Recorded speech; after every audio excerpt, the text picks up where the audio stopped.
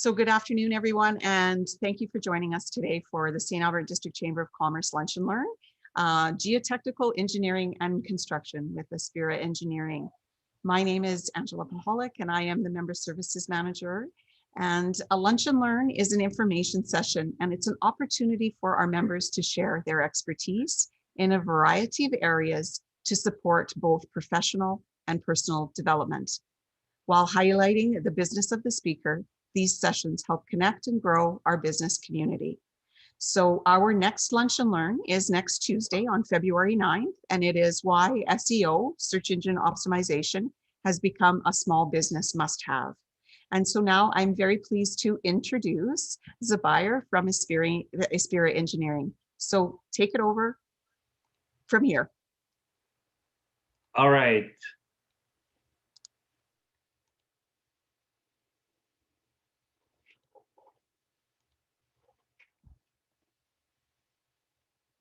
Okay.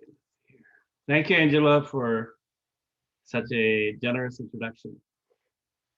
Have you ever wondered how a project like a high-rise building, a bridge being built, what does it take to complete these projects? I am so excited to be here today to share my knowledge about geotechnical engineering. I'm going to show you how a geotechnical engineering team helps the construction process. Just a moment, let me see, make sure that I shared it properly. So it gets the sound properly. Okay. Before we go any further, let's try to understand what is geotechnical engineering. Now, geotechnical engineering and engineering geology are a branch of civil engineering that uses scientific methods and principles of engineering to collect and explain the physical properties of the ground for use in building and construction. Geotechnical engineering report provides essential information for design and construction, project description and site conditions, investigation procedures, soil conditions, lab test reports, groundwater conditions, frost level, foundation recommendations, shallow foundations such as footings, deep foundations such as piles, screw piles, and also pavements, earthworks, radon considerations. Earthwork section is very important in the geotechnical report. This section provides recommendations for stripping, subgrade preparation, dewatering, fill materials, moisture compaction specifications, maximum slopes, etc. Once geotechnical reports are written, the job of the geotechnical engineer is not complete. Geotechnical engineer stays involved with the project throughout the construction phase. They make sure that the project is constructed per geotechnical and project recommendations. As we all know, foundation is the most important part of a structure. There are many types of foundations that are used for a building, high-rise, condo, commercial buildings, and mine sites. What happens if the foundations are not installed properly? Obviously, the structure has high probability of failing. Over the next few videos, we'll show you different types of foundation installations. This is a picture of a monopile casing. This massive pile was installed for a tower foundation in Red Deer, Alberta. You can see that diameter of the pile could be anywhere around 10 to 15 feet. Very interesting. Geotechnical engineers are the drivers for design of these pile foundations and ensures that the piles are installed as per recommendations and specifications. Here is a video of different types of piles. The pile is basically a long cylinder of a strong material such as concrete that is pushed into the ground to act as a steady support for structures built on top of it. Geotechnical engineers design and monitors this pile found installations. Here we go.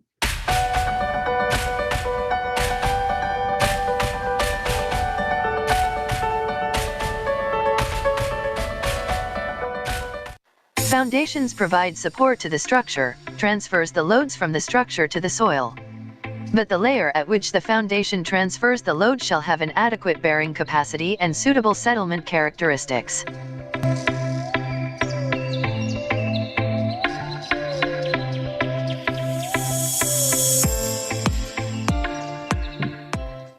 Types of foundation are mainly divided into two types, and they are shallow and deep. So here pile foundation comes under deep foundations. Here you can see different types of pile foundation listed based on their construction, function, and material used. Let us see each type in detail. First one. Driven or displacement piles. Which are driven are termed displacement piles because their installation methods displace laterally the soils through which they are introduced. Installation techniques. Dropping weight. The dropping weight or drop hammer is the most commonly used method of insertion of displacement piles. Second one. Replacement piles that are formed by creating a borehole into which the pile is then cast or placed removed as part of the process. These are also known as bore piles. End-bearing piles. In this type of pile, the loads pass through the lower tip of the pile. The bottom end of the pile rests on a strong layer of soil or rock. Usually, the pile rests at a transition layer of a weak and strong layer. As a result, the pile acts as a column and safely transfers the load to the strong layer. Friction piles. Friction pile transfers the load from the structure to the soil by the frictional force between the surface of the pile and the soil surrounding the pile, such as stiff clay, sandy soil, etc. Compaction piles. These are used to compact the loose granular soil, thus increasing their bearing capacity. The compaction piles don't themselves carry load.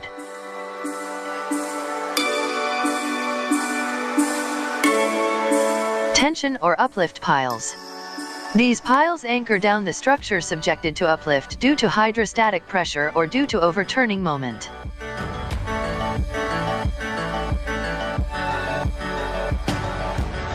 Anchor piles.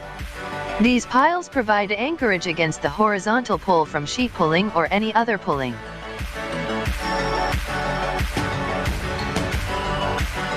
Batter piles. These piles are used to resist large horizontal or inclined forces.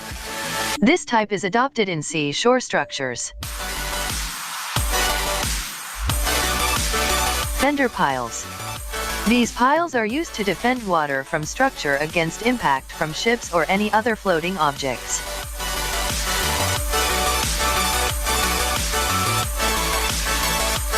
Sheet piles. These are sections of sheet materials with interlocking edges that are driven into the ground to provide earth retention and excavation support. Sheet piles are most commonly made of steel, but can also be formed of timber or reinforced concrete. Sheet piles are commonly used for retaining walls, land reclamation, underground structures such as car parks and basements, in marine locations for riverbank protection, seawalls, cofferdams, etc. Concrete piles. These piles are made up of concrete and are further divided into precast piles and cast in situ piles.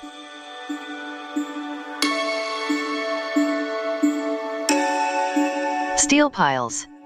These piles are made up of steel with different sections like H.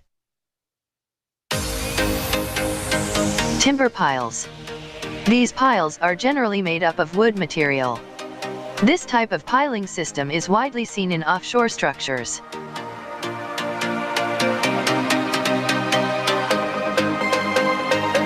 Composite piles. These piles are unique as these piles are cast with the combination of either steel and concrete or timber and concrete.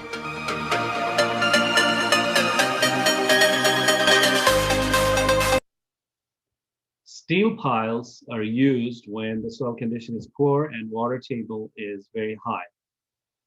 This technology is used in many projects in Fort McMurray, Alberta. The weight of the structure is directly shifted to the bedrock. Geotechnical engineering is an important component of this pile designs and construction monitoring during installations. Here we go. If you're planning a lakefront build, I'm going to show you how to do a steel pile foundation.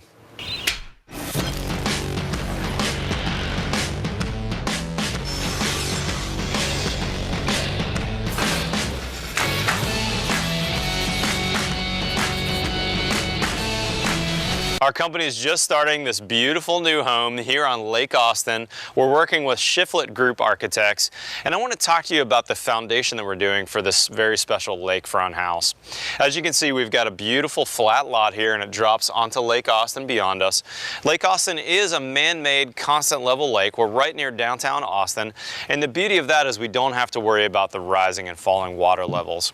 However, the downside of this property is we've got a water table that's just a few feet below my feet right now. If I were to dig a hole right next to me here, about 4 feet deep, it would start filling up with water. And the way that we deal with that on this particular lot is we're going to be using steel piles. Anytime you build a foundation, the first step is always going to be to get a geotechnical engineer out to do a core sample for you. And when he came and cored this lot, he drilled all the way down until we hit rock just a little over 50 feet deep. What we found was good soil the first couple feet, and then very soupy soil from that water table all the way down until we got rock. So steel piles were the recommendation from the structural engineer here. So let me talk about how this works. When we get finished, this is going to look like a very typical slab on grade foundation, but the steel piles are really going to be doing the heavy lifting of supporting this foundation. Here's how we do those. Those steel piles are put in by a pile contractor. The first step on installing these steel piles is to drill about a 10-foot deep hole, and that's going to give us a starter for these columns. Now these steel piles, they come in about 30-foot lengths. They're 3/8 inch wall steel, and they're about 8 inches in diameter. And before we start driving these, we're going to weld a cap. We don't want to have that column fill up with either water or mud. We want to keep that column free so we can fill it later with both rebar and concrete. So the first step after we drill that then is we're going to drop that first pipe in, and you'll notice when the forklift comes, that first 30 feet goes down like nothing. All we got to do is just press it down with the forklift. Now I mentioned rock was 50 feet in depth, and these columns come in 30 feet. So once we're just a few feet out of the ground in that first column, we're going to have to bring another column and weld these two sections of column together, and then we can continue pushing that. Once we get to about the last 5 feet or so before we hit rock, the forklift can't do it any further, and that's where we need to bring in the pile driver. In this case, we're using a crane supported pile driver, which is going to drive that steel column all the way down until it hits refusal. In this case, we hit rock between about 55 and 60 feet in depth, and so now these steel piles, once they hit rock and hit refusal, each one of them can hold 300,000 pounds of bearing capacity. Very, very impressive. The engineer designs these in a very specific grid pattern so that our point loads from the house onto the slab are distributed to these piles. And now in effect, our house is floating above all that soupy mess below us. Now that the steel piles are in place for both the house and the landscaping, we're going to bring in our concrete crew. They're going to be forming up the house slab, and we're going to integrate the house's rebar into these steel piles. We'll come back in a couple weeks and we'll show you the progress. Okay, we're back. It's been a couple weeks, and as you can see, the concrete guys have done a fantastic job. We're just a few days away from pouring this slab, but let me show you now that we're set how we've integrated this concrete slab in with those steel piles that we drove. So remember last time we drove those piles all the way down to bedrock, and you'll notice those piles are at the bottom of our beams. If you're not familiar with a reinforced concrete slab, you typically think of your slab thickness as just a few inches. In fact, this will be a 5-inch thick slab. But all the strength from the slab comes from the beams. That's that grid pattern you're seeing that's deeper all the way through this foundation.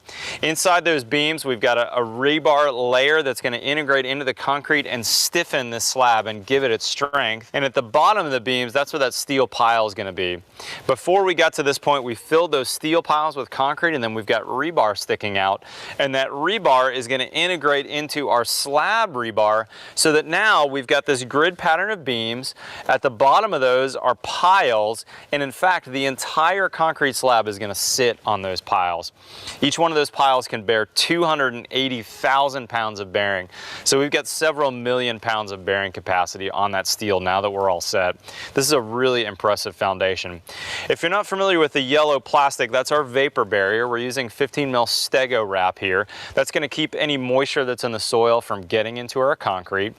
And now when we pour this next week, we'll cover it for a few days and then we'll be ready to move on. You know, you want to spend the time and the money to do your foundation right, because no matter what you do on top, if your foundation moves, you're going to have big problems with your house. This is the best way to do it if you've got really bad soil. I'd highly recommend you talk to your engineer, your builder, or your architect about whether steel piles might be an option for your property. Otherwise, we'll see you next time on The Build Show. How do we handle rock or limestone maybe encountered in a very shallow depths? For example, in Calgary downtown, we encounter bedrocks at the depth of approximately 8 to 9 meters. The piling contractor uses this technique to drill into bedrock. Geotechnical engineer again comes to play for these types of foundation.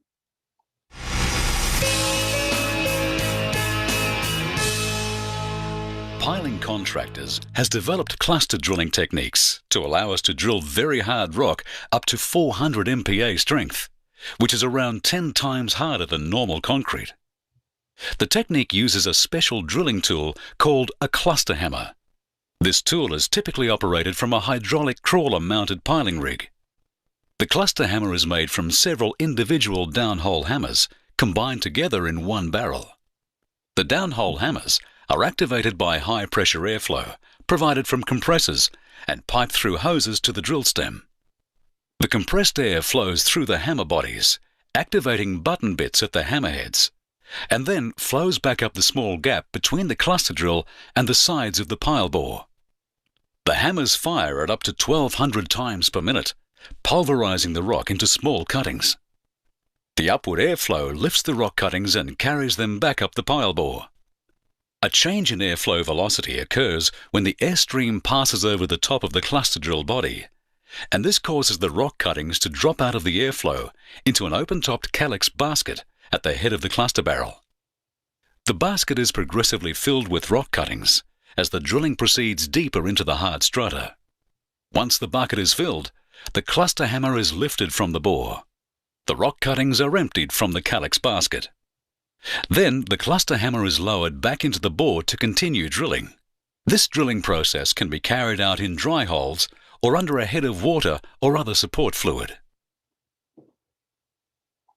Piling Contractors. Think safe, work safe, home safe. Here we can see a picture of a large footing. These types of large footings are used for high-rise foundation in downtown Edmonton. At around the depth of about 10 plus meters, hard clay till is encountered that are suitable for these types of foundation. Geotechnical engineers help design and monitor during construction to ensure that we are at the acceptable zone. Slopes are also observed by the geotechnical engineers. Here's a picture of a safe excavation recommended by a geotechnical engineer. Soil placement and compaction is common and essential for almost all types of constructions. Geotechnical engineering team makes sure that the soil compactions are monitored and tested. Here's a video of how to do it in the field. Standard counts. Now I need to know how to actually run this gauge. Okay. Well, before you're ready to take a measurement, when you get to the job site, you'll want to find out a few things about the material that you'll be testing. So talk to the job foreman or superintendent. Ask them what kind of material it is you'll be measuring, what the layer thickness is of that material, what the specs are for the job, like the percent compaction that you'll be needing to achieve, and the target for the material, the target density, and if it's a soil material, the target moisture percent. Okay? Set your gauge measurement count time to at least 1 minute or longer if you can. Also set the proper mode, the soil mode or the asphalt mode in the gauge. Soil mode would be for materials like clay, sand, aggregate, things that have moisture in them that helps the compaction process. Asphalt mode would of course be for asphalt material or non-cohesive aggregates. I see. Okay, so every day I need to change these settings in this gauge? Not necessarily. Okay. So the 1 minute count you'll probably use all the time.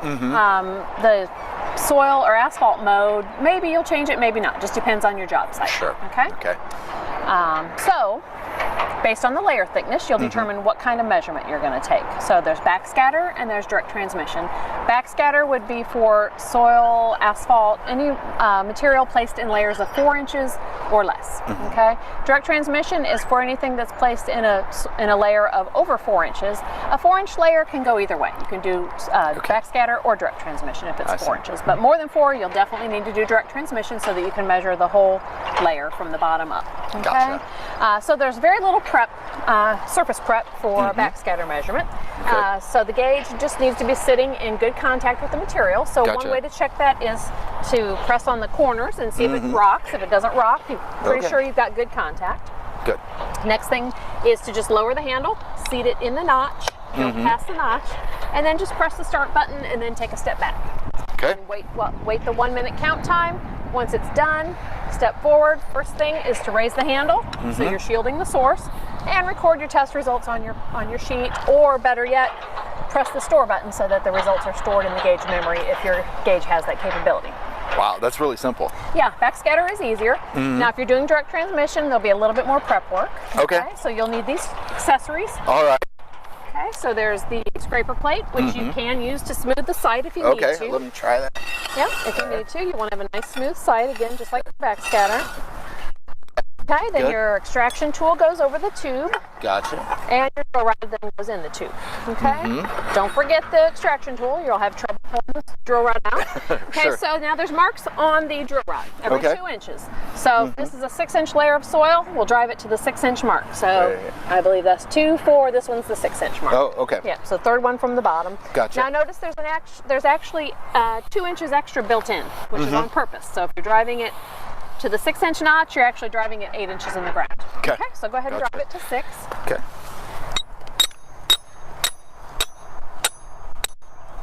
There you go. Here we Go go. ahead and grab the extraction tool handles. Okay. And pull straight up. And then best thing to do is to mark the front half of your plate. That way you'll have a footprint to set the gauge inside. So the front half, like a little bit on the sides is good, giving yourself a template to set the gauge inside. That's perfect. All right. Move the plate out of the way. It takes a little practice, but I can help you out. We'll put the gauge inside that footprint. Right inside there. And lower the handle till you get past the 4-inch notch and then seat it in the 6-inch position. Next thing you want to do is push the gauge this way. It won't move much, but it might move a little. Then press your start button and again take a step back while it counts. Okay. Once it's done, you'll hear the beep and step forward, pull the handle up and up in the safe position, and go ahead and record your results or store them in the gauge. Great. So wow. not too difficult. Yeah. If you're not taking another reading right away, you'll want to go ahead and store the gauge in the vehicle locked up so it doesn't get lost or stolen. Great. That's super straightforward. Thanks a lot, Robin. No, you're welcome. Okay, a couple questions that we got. Concrete is very common material that is used in any projects here in Canada. Geotechnical engineering team again ensures that the concrete quality satisfied project specifications and supports construction. Slump tells us the workability of concrete and typically specified. Here's a video of how slump test is performed. First thing you want to do is make sure that your slump cone is moist both inside and out. You want to perform this test on a flat, smooth, rigid surface, free of any vibration. And it needs to be a non-absorbent surface. The cone will be held in place. You can stand on the ears or you can use the slump place and lock them into place. We'll fill the cone, 3 equal lifts by volume, rotating the concrete around the mouth of the cone to evenly distribute it. I'm going to rod this lift throughout its depth without forcibly striking the bottom. Half of my roddings are going to be at an angle to ensure that I get proper penetration into the corners. The rest will be across the cross section.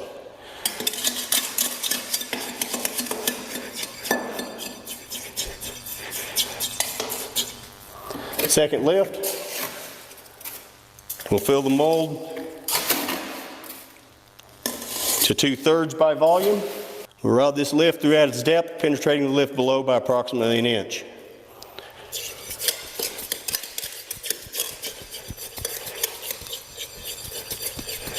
Third and final lift, we'll completely fill the mold.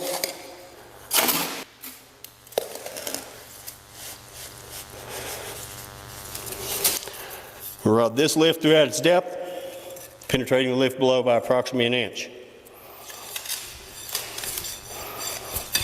If at any time the concrete falls below the lip of the mold, you'll add a representative portion of concrete back into the mold and begin rodding where you left off. With a rolling, screeding action, you'll strike off the top of the mold. The tamping rod is the only approved method for striking off the mold. Remove any excess concrete. We're going to raise the mold in 5 ± 2 seconds, clearing the concrete slump by 12 inches. You don't want any torsion or side-to-side movement as you raise this mold.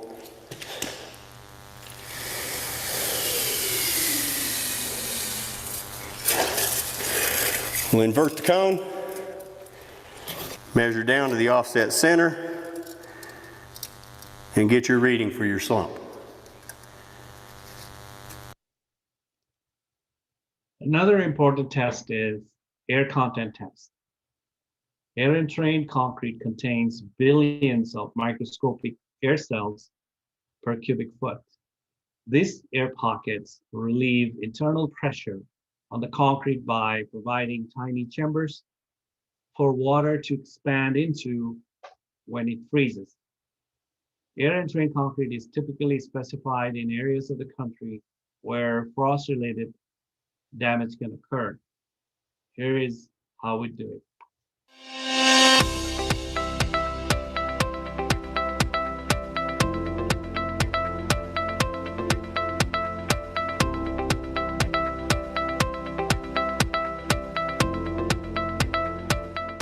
Today we'd like to demonstrate how to find air content of concrete according to ASTM C231. The tools required for this test are a mallet, a syringe, a 5/8 inch diameter tamping rod with hemispherical ends, a strike-off plate or a strike-off bar, a scoop, and a pressure meter. Dampen the interior of the air pot.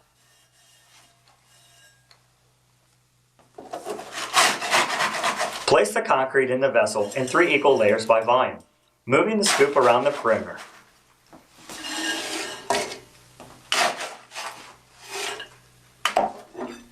After filling it 1/3 by volume, rod the layer 25 times throughout its depth, without forcefully striking the bottom. Distribute the rods uniformly over the cross section.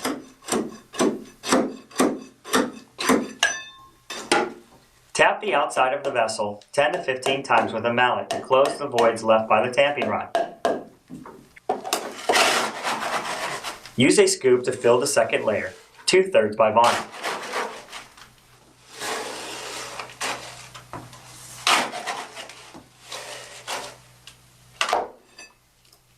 Rod the layer 25 times, making sure you penetrate the first layer by about 1 inch.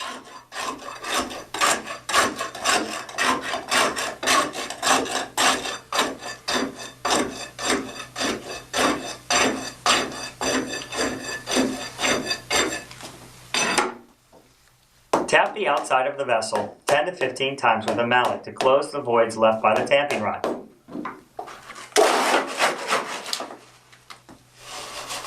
For the final layer, add enough concrete so as to avoid overfilling.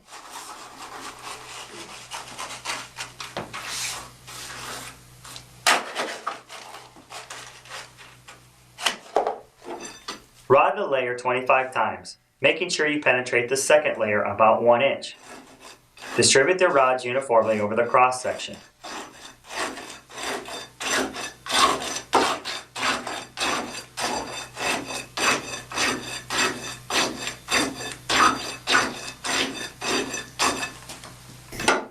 Tap the outside of the vessel 10 to 15 times with a mallet to close the voids left by the tamping rod. Place the strike-off plate on the vessel approximately 2/3. Use the strike-off plate to level the surface, and use a sawing motion to produce a smooth surface.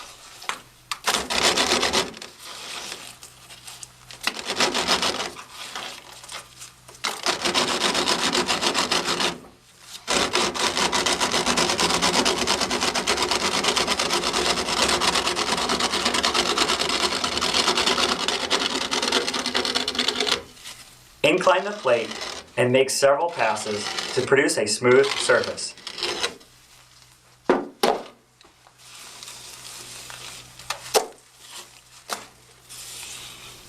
Thoroughly clean the rim of the vessel.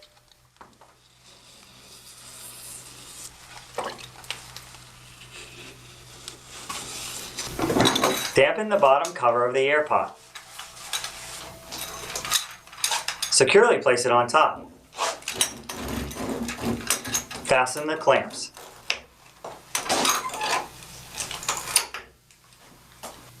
With the main air valve closed and both petcocks open, use a syringe to inject water through one petcock until the water emerges from the opposite side. Jar the meter gently until all the air is expelled. Close the bleeder valve and pump air into the air chamber until the hand on the dial gauge is on the initial pressure line. Lightly tap to stabilize the gauge. Close both petcocks. Open the main air valve between the air chamber and the air pot, then hit the sides of the air pot with the mallet. Lightly tap the pressure gauge to stabilize the reading. Record the results to the nearest 0.1%.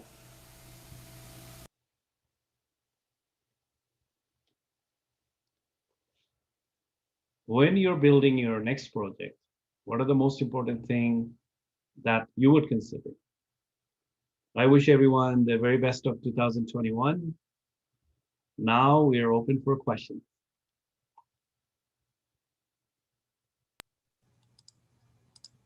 Everybody's bored, or No, I try to thanks, make it Espira. 30 seconds. That was great.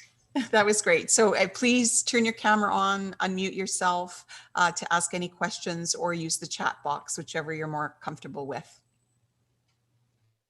Hey, thanks, Zaboyer. I am a little curious, and I didn't really see it in there, what you guys do around managing water and not necessarily erosion, but water in the processes of some of the things that you're doing, whether that's, drilling for piles or, that's a big part. And it seems like there's a lot of customers that is a focused area now around managing water, especially if it's going to be going into a public drainage or whatever, right? Yeah, good question, Chris. So as a geotechnical engineer, when we do the investigation, some of the things we do, install standpipes to know what are the groundwater table is, where is it? And then also we do another thing, we test soils around the foundation depth to see if it's sulfate resistance, means when the concrete is sulfate resistant, it tends to erode or it tends to damage, within the first 5 to 10 years. So what we do is we recommend, in that case, different type of cement to mitigate that. And water, how we handle it, we have different techniques that we write in the geotechnical report based on what the structure is. Also, we look at 1 in 100-year events, what will happen, what the flooding will happen. Then we mitigate that by designing proper drainage system. So it depends on what type of structure. So it could be, and we try to do it very economic way that. So every project, for example, there's civil engineers get involved in designing those flood mitigation plans. I hope that answers your question. Yeah, no, okay, thanks, appreciate it. Yeah, you're welcome.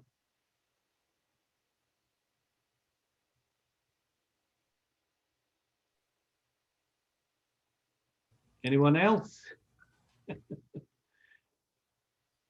If nobody else will go, I do have another question Yeah, over Chris, here, go ahead. which is more around, your business in St. Albert and just in general of what we're all obviously facing in the pandemic. I was curious to see how business was, and it, to me, it feels like the civil side and any of the stuff maybe isn't as affected.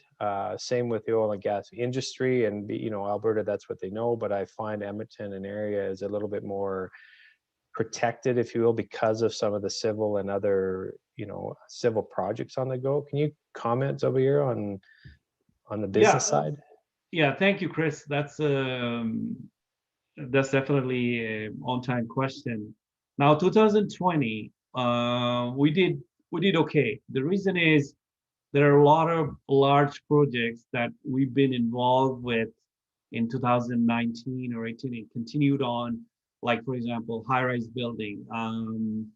We were involved with, in Calgary, we were involved in with a project like 30-story building, and it carried on till almost August of 2020. But there was another building next to it that they had on the book that there's going to be another 35 stories. That didn't carry on right away. And then we were involved in another project here in Edmonton, 26-story high-rise that, they continued to build, and they finished the project and around the end of 2020. And then we had in St. Albert, we had 2 5-story condo with a huge parking lot. So we just finished all the work on it in December 2020. Now, the same company had a couple of projects, high-rise projects that they were supposed to start, and they had development permits, all the design, almost all the prices in place, but they still haven't pulled the trigger this year. So in the beginning, we're like February, early February. So hopefully we are able to start those. But even the COVID, what I found that construction companies did a very good job mitigating that within the construction sites, following Alberta health guidelines. And our work, engineering work, we kind of did a lot of work. We could do it from home, but when we go to the project site, like you saw in the videos, that some of the things we check, it can be done without engaging with a lot of people in close proximity. So yeah, we've been lucky so far, I would say, but I'm hoping that a lot of our folks that lost jobs during 2020, we get back into work, and all the investors, they feel confident and start doing these large projects. And that's the hope that, yeah, I mean, vaccines are here. And again, I mean, 2020, I felt in construction sites, I mean, we did, I don't know, 20, 30 projects, and we didn't have any COVID related issues. We could mitigate, we were able to mitigate. Yeah, good for you. Thanks, Sobir. Thank you, Chris. Good question. Tony, you might have something. You're unmuted. Go for it, my friend. Be brave. No, I have no questions for you at all. Oh, you don't? You took one of those pictures. I know. I remember that day quite well. Yeah. So I think I got a question. Yeah. So I'm just curious, what is or what was the most interesting project or a challenging project you worked on since you opened your Espira engineering practice? Espira challenge would be, I mean, we did a lot of high rise and all of those, but those are for us simple because we've been involved in many years. But the challenge was one of our clients came to us, and the city, he wanted to rezone his land, and he was having difficulty with the city of Edmonton. So they get us on board, and we were in different meetings with the city trying to come up with a scope. They were kind of, there was a creek, but to us, the creek was, it was just a very simple creek, vegetated, no slope stability issues, but the city was a little bit nervous. So we did some investigation there, and we come up, and they wanted to have a 10-meter zone that you cannot build within that 10 meter. It's we did our engineering, we did the drilling, and we come up with the results, and we were able to convince the city that, yep, it's safe. And if we follow that 10-meter zone, it should be fine. And that was kind of interesting because it went from A to Z, and also one of the projects that we worked on together, that was also involved with the Brownfield grant environmental project. So that was very interesting because we had to go to meetings with the different city folks and educate them that, how to do it the best way, and also best bang for the buck for the clients. So thank you. Good question, Haitham. Thank you. Thank you very much.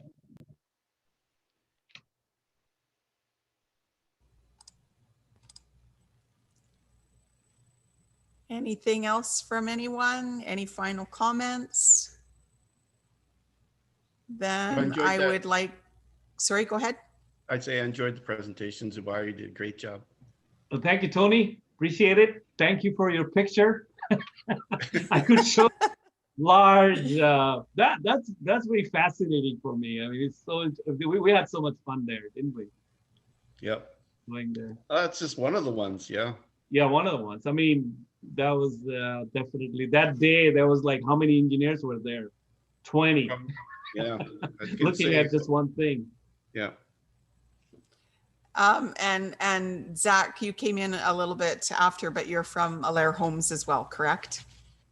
Yes, thank you. Sorry for showing up late. Oh, yeah, no problem. But it's nice to meet you in person.